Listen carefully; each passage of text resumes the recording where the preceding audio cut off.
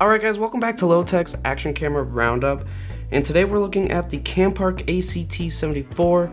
This one comes in at around 35 to 40 bucks depending on when you buy it, and it seems to have about the same features as all the other ones.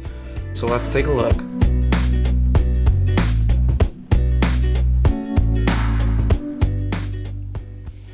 Alright, Campark Extreme 1 Plus UHD 4K with nothing on the box. That's okay. Pretty minimal packaging. Right off the bat, you get 2 batteries. They look very similar to the Akaso and the 8-man. Oh, so the Campark says, thank you for sharing your experience, and apparently has a free gift. You can pick, if you write a review, you can get a dual slot charger, a waterproof case, a selfie stick, or a floating handle, and you just have to email them the gift you want, and your gift will be shipped ASAP. Interesting. So this is the second one that comes with a free gift. I will definitely be trying this out and seeing if it actually is a free gift or if it's just a bunch of marketing. So super minimal, pretty cheap packaging on this one. At least it comes with 2 batteries. And let's look at accessories. So it also comes with a shirt clip / backpack clip. To me, this has the same box as the 8-man, and I'm gonna guess it's made in the same factory. Another handlebar mount, and I have ran into some problems with these handlebar mounts. They're actually not big enough for most mountain bike handlebars. 2 sticky pads. These look the same as all the other sticky pads we've taken a look at. These aren't really made to a particularly high standard. They're just pumping these out. And that's not just this Campark, it's all these budget cameras. They probably source them from a very similar place. And some Velcro, a couple extra pads, a safety wire, and zip ties. A camera little cage. I found that these don't really hold the cameras in too securely, so this extra back that it comes with actually has holes in it for more ventilation and better audio at low speed things. So that's everything that's included in the accessories box. Let's put that to the side. Alright, so this is everything that comes with the Campark, and pretty standard for this price point. Definitely more than what you get with even higher end brands. This uses a very generic GoPro style cage or waterproof housing. So we'll throw in a battery. Hopefully it's charged. Let's power on. Campark, to be your eyes. That's a hilarious slogan. Right out of the box, it comes at 2.7K 30 FPS, 16 megapixel sensor, unlike the other ones which are usually 12 or 20, 720p, 90 FPS, nice, playback, and then settings. Let's go through settings. 4K 30 FPS, 2.7K 30 FPS, 1080p 60, 1080p 30, 720p 90, 720p 60, 720p 30. So here in the slow motion menu, you can check which one you want to be in, 1080p 60 or 720p 90.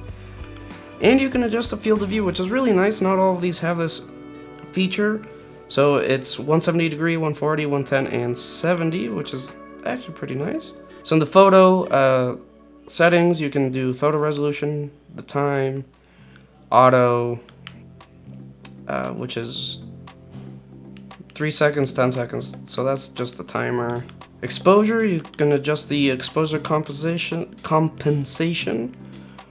between 3 and -3. LED indicator light, yes please. White LED on. Oh, that's super interesting. And you can put it on, off, or SOS. So that's an SOS mode. Granted, it is not very bright. Alright, so the Campark actually has a really intuitive layout, and It's actually really neat that it comes with the little LED.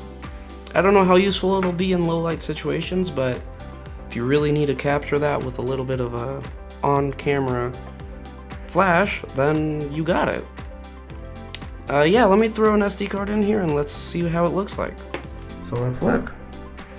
So that is my Panasonic G9 with a Zoom F4 underneath and a Sennheiser G4. Wow, Zoom F4 and then the G4 on top. Too many 4s.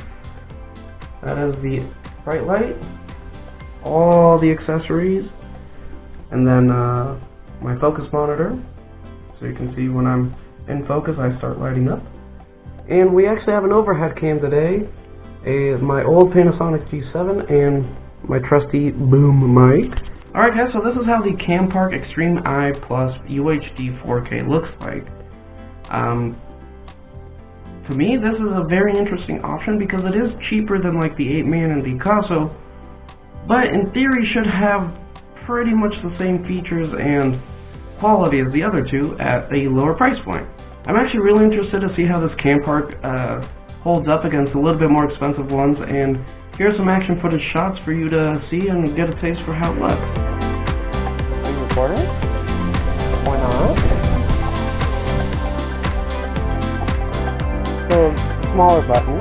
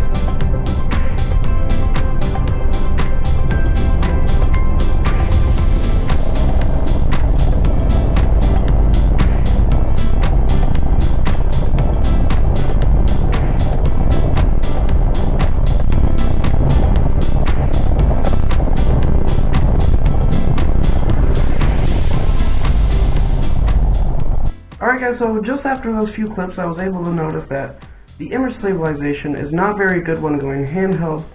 Alright guys, thank you for watching. This has been Miguel Gomez with Will Tech. Stay tuned when we're going to compare all of these different cameras together and then do a long-term review of each of them, because they all very much have their pros and cons, but in a comparison video I just won't be able to talk about it all within a reasonable time frame. So stay tuned for that, and hopefully you guys enjoyed this video.